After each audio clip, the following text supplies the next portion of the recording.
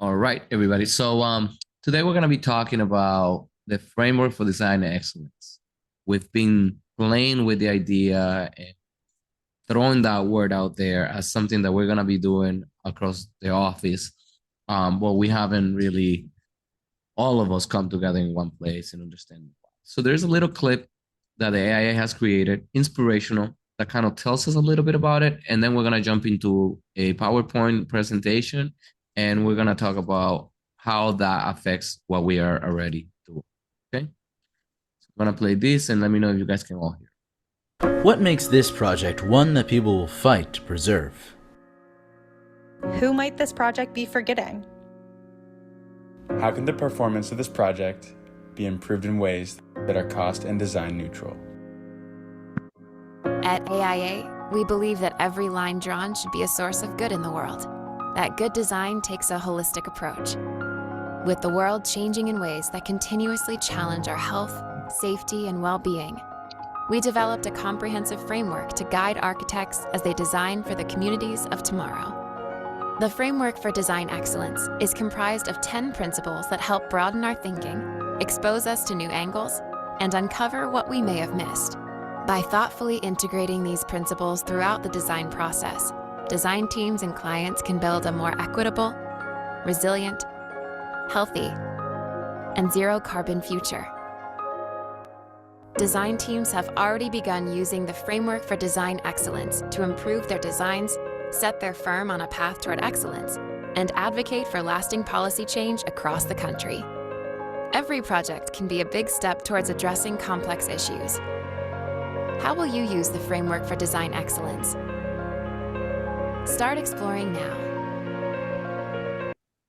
All right, it doesn't really tell you what it is, but it's inspirational. So it kind of gives you an idea of this. And the framework really is, guys, a set of parameters and guidelines that the AIA believes after doing a lot of studies that should be considered. A lot of us have been educated in some aspects of this when we went to architectural school or as we're going to architectural school, but it has never been kind of dictated as a recipe that we must follow, right? Like it hasn't been. It's been kind of like if you feel like it, or if you want to, or if you care. But we are here at Flow are trying to basically put a lens in our eyes and say this is the lens by which we're gonna look at our projects, and we're gonna try to ensure that in any way, shape, or form, we can push some of these principles forward as applicable. All right, so it's these 10 canons, and that those canons get graded. So I'm gonna go one by one and tell you about what each one of those ingredients are gonna be. So one is design for integration. It explains that good design elevates any project with a thoughtful process that delivers beauty and fun. Integration really is all coming together with one big idea, one big concept, like what we discuss always at school. But what is that concept as it relates to bringing everybody together and making it all cohesive? Design for equitable communities. You guys have noticed that there is a big push for equitable, diverse, and inclusive environments. So how are we treating? How is our design impacting people and occupants in a large kind of community, not just a one person or two person. In the video, they show someone on a wheelchair going in. How can we make sure that they don't feel like they are going in the back of the house versus somebody going in the front of the house? It's basically making sure that all of us have a shot.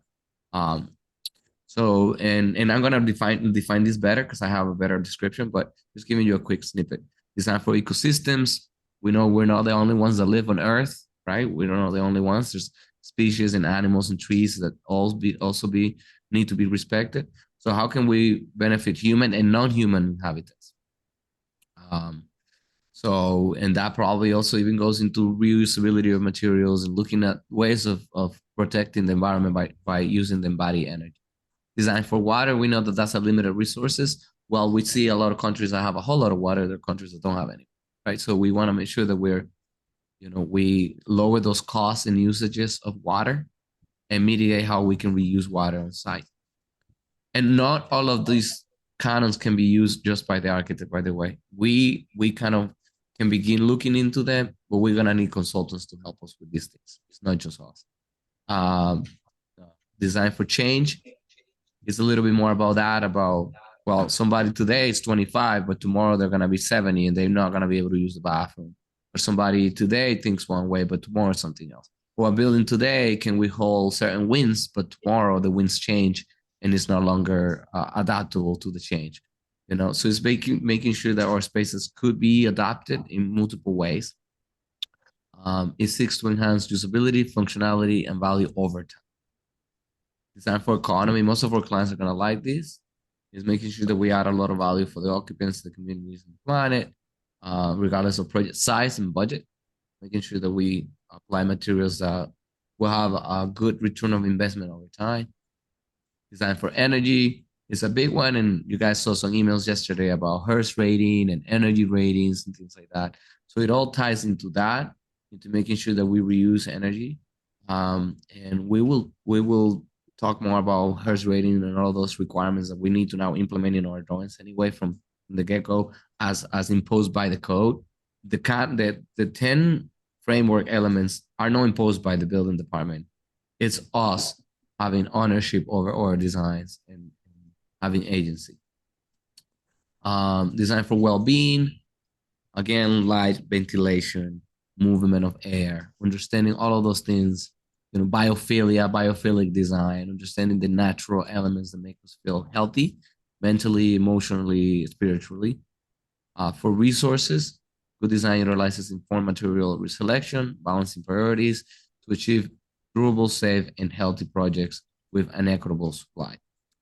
So no more to be selected by owner. We're going to kind of be using something as a basis of design. It was a term that I used today with Jose, BOD, basis of design, or basis of design is what the contractor will bid on. If they want to do less or more, the client will have to approve it.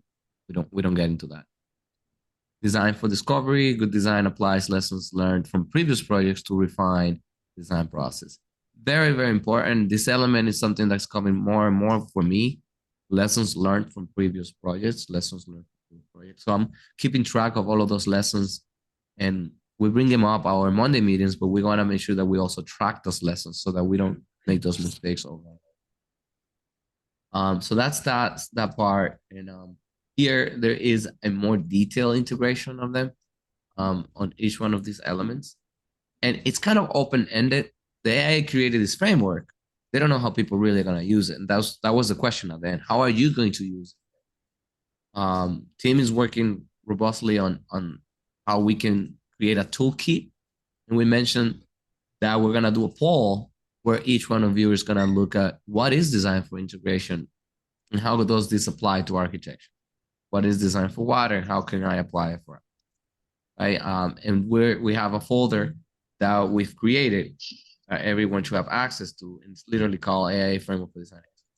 So as we create the polls and things like that, I want people to start looking at this here and putting all of their research in here so that we can all tap into it. And eventually we'll have a lot of lessons learned from how we applied it, how we could change it.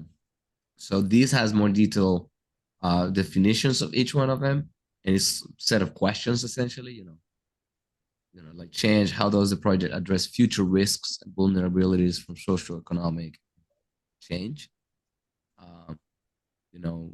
In general well-being, how can the design encourage a healthy lifestyle? It really makes us more aware of what it means to live, everyday life, and the things that we do. So those are the ingredients. This file you guys all can read. So it's part of our proposal, and I'll talk more about the proposal in a second. So going through this presentation, which was given at AIA, they go into all the tools that we have. And I would like some of you to begin looking into these tools and Tim, like knowing what is this mindful materials selection.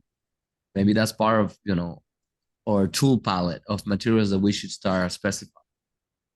Cradle to Cradle, what would that, what's that entity? I don't know. What's a environmental product declaration? Carbon Smart. There are a lot of free tools out there too. So it's all about having ownership of these, becoming comfortable. It is uncomfortable to do anything new, always. Some people are more comfortable with the new than others. But now you're hearing about the design, the framework for design excellence. So it's no longer something completely new to you. So why are these softwares, right? Understanding the softwares. What's the value of them? What do they cost? So again, design for well-being and resources, they go more in detail. It's where are the materials being sourced from? Are they healthy materials? What's the embodied energy of these materials? For instance, Boston just declared that they will no longer use vinyl, right? We know that, we've heard that. So you cannot ever put vinyl there. In fact, it's forbidden. It's a forbidden material, right? But we as a firm can begin saying, well, we're not gonna show vinyl there. Now we have to have a basis for why we do these things. We can't just say it like that. We have to explain like vinyl, the life cycle of the material is not positive. It causes issues. Zero waste operations, circular economy. So it's all about all of those different items. Designing for well-being. And they talk about different countries, their usage of energy and how they go about it. Some examples, how to talk with clients. So this is them telling us how we as architects can begin letting the clients know, hey, this is a good thing to do. We just recently did it. We acquired a new residence in the Dominican Republic in Puerto Plata. And I told the client that here on, we apply the framework for design excellence for all of our projects. And there is a framework for design excellence fee in my contract. And I said, I hope you're okay with that. I hope you're cool. That's how we do projects. And he said, he has a PhD on ecology. So he said, like, it's not ecology. It's like he studies birds. I don't even know what that is. But it's so it's like, of course, Darwin. Like you can't, I can't say no to that, right? So it's basically pinning, and some of that is done by me and Marcos on the negotiation stage. But you guys will tap into that as we put our notes from the initial consultation or videos or contract. Marcos's contracts are very detailed, sometimes a little more than mine, but you will see those things there. You're like a little hint of what this person cares about and what they don't care. Okay. Addressing different types of buildings. In our case, we're very diverse now. We're becoming very diverse. From daycares, which is a particular educational facility, to restaurants, which is an assembly facility, to homes, which is a kind of single-use space, to multifamily, and now churches too, which is an assembly. So we have places where one thing could apply more than the others, and we could certainly use it, and all of us could certainly use it. So there is this thing called the super spreadsheet. We'll get more into the super spreadsheet as we go forward. But the super spreadsheet looks something like this. And I have the actual spreadsheet is a Excel document.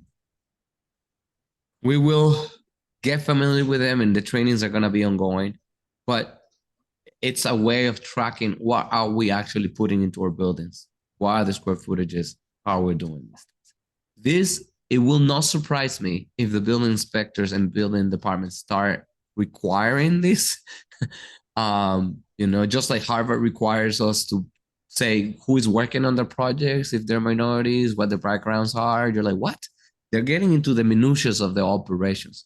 So most of our clients that are developers don't know this stuff, and we have to educate them. And that's going to set us apart as professionals. And it's going to set us apart as a company that can get things done and building permits approved. And therefore, we charge more. Certainly, we charge more, and certainly will take longer, which is all that everybody here at Flow wants, to be able to charge more so that they get paid more, so that they have more hours to work on projects. That's ultimately the goal, right? So and it explains how to use it. Now, for design awards, we will not be eligible for design awards if we're not applying the framework for design excellence. And that was one of the big takeaways, the AIA conference. It is the right thing to do, but also we won't get a seat at the table if we don't apply it. Designing for energy, a lot of people, clients, again, we would be the ones that would me and Marcus would kind of be the big pioneers at the onset because we control who comes into our party, into our office, into our contracts. But we will begin advocating for, hey, this can be done. This can be done almost by anyone. And one simple example is my own house. It will say, oh, wait a minute. So my own house, I started with big oil tanks at the basement. And I'm just going to kind of do a narrative very quickly so you understand. So I started with a big oil tank that was fueling the entire home. Very expensive to fill up. And it's a fossil fuel. We don't want that. We want to be carbon neutral. So by phases, I replaced the unit 1 oil tank, it's 2 units, and put a heat pump that will heat unit 1. Heat pump is electric, which is a clean source of energy. So I'm already getting 2 points credits on the energy ratings because I moved into heat pumps. The other thing is I call Nico and MassSafe, and I ask for a free weatherization of my house. What do? They seal all the cracks that they can seal, and they spray foam insulate your house for free. State of Massachusetts has that for free. So they did that. They put blown-in insulation. My house has insulation now, so my heat's gonna be better. It's gonna be, and we're not talking about the Taj Mahal. We're talking about regular, historic. In fact, it's a historic home, and now it has, and we're talking about a year and a half. So now this building has heat pump for unit 1. I still have gas for unit 2 because I changed the systems from oil to gas because we had a gas in the house that we didn't know we had. Now you would say, well, gas is a fossil fuel. What's going on, Darwin? Well, heat pumps work with duct work. So the moment you move from oil to gas is one step towards energy efficiency. And it's much more efficient than oil too. So I can easily replace the unit for a heat pump unit, right? Then there's another problem that a lot of clients bring. The system, the electrical panel can only hold certain amount of amps. And if everything is electric, you're not gonna be able to have the load. You're not gonna be able to meet the load. No, she's not available right now. So tell me who's calling. You have to mute yourself, Junior. Yeah. So I got it muted. Okay. All right. Yeah. All right. So right. So my panel can only hold certain amount of wattage. So I will have to upgrade my system. That's expensive. So that's in phases now. I cannot have everything be heat pump, but I can have the unit 1 be heat pump, the unit 2 be gas, and that's a phase project. Like this is just to average client. I'm not wealthy in any way, shape, or form. I'm broke like most people. So it's just like, so it can be done. So I'm moving forward. Then we go into, well, my energy bill is really high. Electricity is going up because everything's electric. So as a phase, I also was able to replace the shingles, the slate roof, to shingles so that it can receive solar panels. So that took a couple months, got it done. Now, tomorrow, they're going to be installing solar panels into the house. So there's a lot that you can do, a lot that you can control. Now, a lot of the lights, I've been replacing them to all be LEDs, low loads, I would say, low energy demand. So that's something, and that's very basic, very simple, very basic, very straightforward things that you can do any client can do to a building and move from full fossil fuel to non-fossil fuel to eventually energy plus. Now it's becoming a thing that I'm like, and then you would say, well, Darwin, did you do it because of the framework of design? I said, no, I did it for one reason and one reason only: money. Because the oil is more expensive than gas, and electricity is less expensive than oil and gas, and solar panels can offset any cost for electricity, right? I want my house to be tight and be warm during the winter and be cool during the summer. So I had to get the insulation upgraded for that purpose. It's all about comfort. It's all about living the life that we want to live. And all of these items can be implemented. So that's it. There's a cool design toolkit of all of the things that you can do. And they also say, if you can only do one thing, which I love that. So if you can only do one thing on this project, and I want you to think about that as you're doing the design process, which one would it be? zero carbon, resilient, equitable, healthy, Energy Star, like what, like which one of all of these things you are going to do, right? In my case, I'm not putting ramps in my houses so that people can go in wheelchairs. I'm really designing for energy in my house, right? I'm focusing on energy because energy savings, right? But anyway, I'm also focusing on comfort because thermal comfort, right? So I'm already talking a couple items within one thing. So I'm designing for energy, designing for comfort.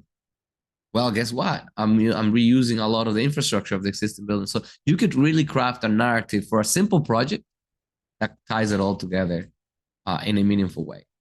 So there are all of these resources. You can check them all out. There is this class too, which is kind of similar to what this presentation is. Has projects that have already implemented it and how they implemented it and how they looked at it. Right? The process of going from a house that's completely troublesome when it comes to energy to energy plus to very good. We start with this. My attic was just like that. The attic, I didn't put spray foam insulation, but I put double layers of insulation, so it still has the same value. This is spray foam on the walls. Then you end up with a product or finished space that is tight, airtight. Because the spray foam makes it airtight. That's another advantage of that, besides the R value. A lot of architectural offices are doing this too. I guess my hope is that eventually we have a building and we do it too, for their own culture. This is part of all their process. So that's it. How are we implementing this? So let's go into our contract. Step one, we're committing our clients by default into implementing the framework of design excellence. We're going to be mentioning a little bit of that in our basis and intent. And we're going to be mentioning it also as part of our, see how we present our process? Well, we're going to be mentioning in here. We are mentioning in here. It's already been in all of the new proposals. So this project comes with industry standards for excellence as per the American Institute of Architects framework. Review and select all of the items that most resonate with you and your project. And here is a link that you can hyperlink. It opens this, so they know what are they talking about. We, me and Marcos, will highlight the items that we believe apply the most. You know, we just say, you know what? I think this person is elderly. There's some issues that we already are doing a kind of prescriptive way of solving the problem. A lot of the clients come with those things also to us. We're just putting a name to those things already. You know what I mean? It's like they come to us with all those problems, but we're putting a name to them. So it's going to be in all of these items right here. What else is going to happen? Mr. Junior Rosario is updating our process, flow design process. So our process is being revamped as we speak. This is kind of you guys are seeing things that haven't been finished yet. So let me see. So it's cleaner, simpler stuff. We're telling the story about us with now a design aesthetic, a design sense. We're updating all of our photos and all of the things that represent us. We're showing our credentials, showing our testimonials, basically flow design 2.0, right? And our process is gonna begin here because before we were starting with like our process, basically. It's like, welcome to flow design, and then we're gonna talk about our process. And in our process, this is being changed. It's not gonna look like this, but the same 4 steps are gonna be in this case. And Junior is gonna be applying or showing some of the items for the framework on the Envision package. The Envision package will come with literally a list and description of each one of the framework items, and the ones that were selected already on the contract are going to be here too, and you're going to know that they were already checked off by the client. Okay, and this hasn't been updated. Junior's working on it right now, but that's the goal. And with that said, I leave it to you guys. We have 20 minutes of answering questions and answers, anything you guys want to add. Team is being involved in this process. Again, Julio always asks us who is training Tim and Julio, because Tim and Julio are managing the design part of the office. This is a little hint of that training. More of those trainings are gonna be, implemented, and we're gonna go from Julio and Tim getting the training, me getting the training, we training the office one by one. Okay, that's the goal. I do want to mention, guys, that as Darwin was talking about, it doesn't matter how small the project is. You could always emphasize something that the design could improve. Only pick one item. Even if we in the contract we didn't specify, the sections that we think are appropriate for the project, you have the relationship with the client. You are kind of able to see what they are leading towards. Even if you're doing a kitchen rental, maybe pick materials that are recyclable. So things like that to that nature. Doesn't matter how small it is. We could do better in our designs, and I think that this is a good approach. So feel free to do research for products. If you are specifying a toilet, maybe pick a toilet that uses less water. Those are things that we want you guys to start thinking about.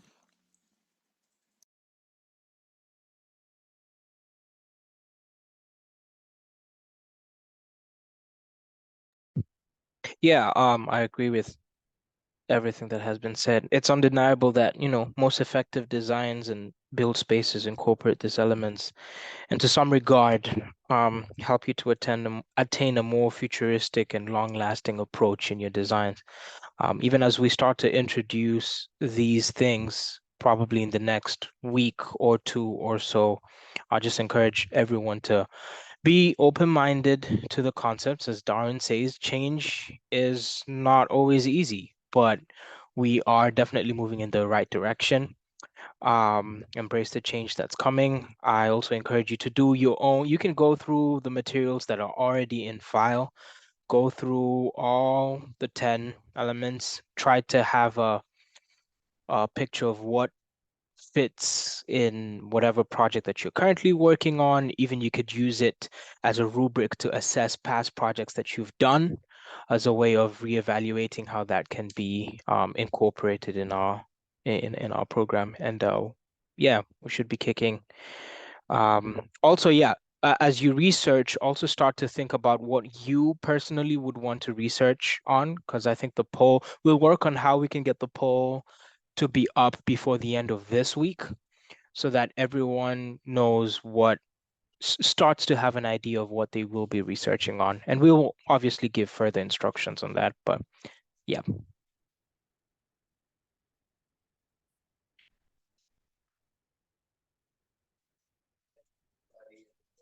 You're muted.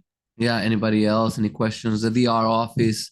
By the way, I always see the VR office as a very good exploratory, safe environment to try things out. So that house that we got in Puerto Plata, I think it's gonna be an amazing one. I'm gonna go there.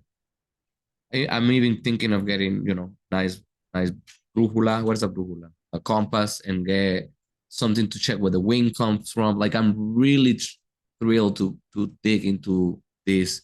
And I always tell the VR office that they don't have Marcos and I watching what they're doing, so they could be doing a whole research paper on these things, and we're not checking and micromanaging their hours, versus all of us here that are grinding for 24/7. Like, they have a chance to explore, to innovate, to take a couple minutes and do this. Deadlines are deadlines, and they certainly need to be met, but we can always manage them and push them forward. If the end result is better, then everybody wins. By the way, I pulled up very quickly. I was a juror to a design competition in 2022, 2023. And this is how we rated the projects. Literally, you guys can see my screen, right? Literally, there were 3 winners that we picked. I deleted a lot of them. And I have the winners, by the way. So it was the Zero House, the Jensen, the Lou, Bedford. And all of us would put a number from 0 to 5 as to how they did as it relates to design for integration, equitable communities, ecology, water, economy, energy. It is very important that we ourselves think of it like that. Like, how would I rate my project? Because Junior is very invested, and also Tim, in getting these projects published and go after these awards. It's not just a flex to say, hey, we won this award. It's also part of our mission of increasing diversity in the field of architecture and embracing that diversity in the way that he expresses architectural solutions. And if we don't get a stage to showcase what we're capable of, it goes unnoticed, right? Like it won't really get far. I think that there is a thing that says, like, if the chicken doesn't croak, we don't know if they have eggs or something like that. You know, you have to croak, you know, have to kind of be proud of the fact that you lay some eggs, that you put in some positive things into the environment. And you know, this information is in here. I think I recorded the deliberation process for when we voted. I don't know where I saved it, but it's kind of private though anyway. But it's so that you know how we were delivering on these projects, how we were selecting. Anybody else? This is a chance to talk, guys. Like, what the heck? Now you guys are imposing a framework of things on me. Like, what does this mean, right? So, any questions? Anything?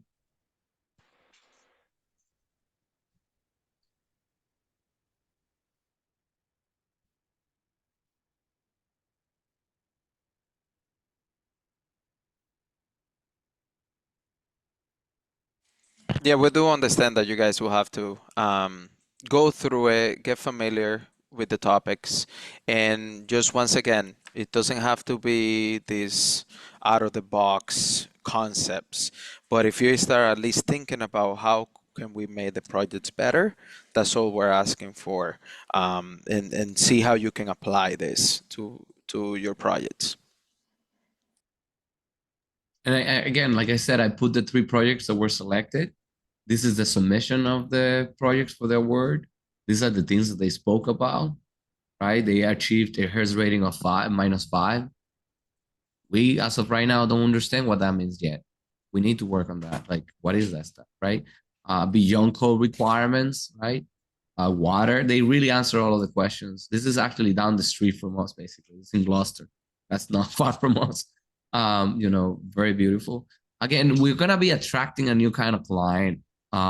You know, when I talk internally with Julio and Marcos, we talk about the ideal kind of practice. We're never gonna get rid of these small little things that will come and go. We have to do that. It's part of our mission. We have to do that, and it keeps us going and keeps us in business. But the moment we start doing projects like this, we're gonna be known as the diverse minority MBE office that does kick-ass architecture, net zero energy plus homes, high-end work, right? You know, the roof slopes, we can play with that. You know, making some walls a little thicker than others, create differentiation. We're gonna become that office that really, it takes time to get to this point where we're, you know, their drawings are not that much different than our drawings. Their designs are not that much different. You know, we can do all of this. We're gonna be able to get those clients that will pay for these things. We live in a better environment back. They're not gonna want to deviate from the design either, because to perform the way he performed, he has to do certain things. And these are like really gorgeous projects, like gorgeous homes that you see literally in magazines. This is the Quarry House. It's really like a Fine Louis Wright house. We're gonna get to invest later on in photography like this. Make sure that we showcase it. This one we all loved, but it didn't really perform that great. It still won an award, a citation, but it was because everybody thought it was nice. Well, that's it. This is the folder. Start dropping in your research. Start getting familiar with these topics. We're charging the clients more for these things. Therefore, there should be a reward for that. So me and Marcos are always thinking of way of rewarding people at the office. Maybe a bonus, maybe a citation, a gift, trip, something. because nothing comes from nothing. And that's gonna be the next topic that we're gonna be talking on the next training. I'm gonna take my time to do it. And it's about those responsibilities and duties that we all have. You know, we ask you to do certain things, you ask us to do certain things for you. It's a two-way street. We gotta make sure that we're fair to each other. Okay. That's it. Thank you guys. Bye bye. Thank you.